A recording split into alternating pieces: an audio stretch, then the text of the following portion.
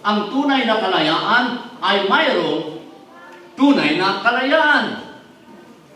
Kalayaan sa sakit, kalayaan sa problema, kalayaan sa ating buhay mula sa gulo hanggang sa katahimikan. From the darkness to light.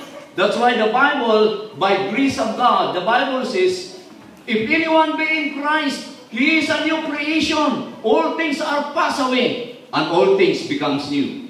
Ngunit hindi natin masyado itong naunawaan kaagad na nagbago na ang lahat. Dahil kung minsan, kung tumingin ka sa kaliwa, sa kanan, tumingin ka sa kaharapan mo, sa nakalipas mo, pag tinignan mo isang bagay ang kadiliman, you're gonna define at an instant what is freedom in your life. Kaya mayaman na ito, imprisoned by comfort. Sometimes our lives, ganito tayo eh.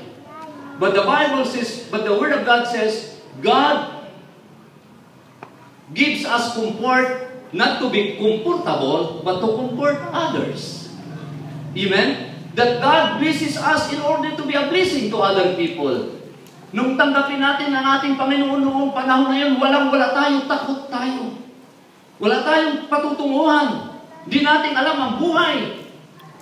Bagamat may pira tayo, pero mahirap pa rin tayo. Bagamat may relihiyon tayo, pero still, di pa rin tayo malaya. At akala natin, doon sa sambahan na yan na malaki, nang pumunta ka rito, lumaya ka. Hindi po. Ang kalayaan nito ay sa puso at sa isip ng tao. Because the new covenant of grace, sinabi doon, and I will put my laws in their mind, sabi ng Panginoon. And I will write it in their hearts. I will be their God, and they shall be my people. Ito pa ang pangako ng Panginoon. And I will forgive their sins and remember it no more. Pero bawat araw sa ating paglakad bilang Kristiyano, marami tayong nasa isip. Kung minsan wala tayo sa pangangailangan, pira, marami tayong iniisip, kalagayan natin, our own life, our family, our ministries, our jobs, lahat ito iniisip natin kung minsan sinasabi natin, malaya na kaya. Sabihin mo sa katabi mo, malaya ka na kaya? So, itong mayaman na lalaki, sabi niya, Master, what good thing must I do to inherit eternal life?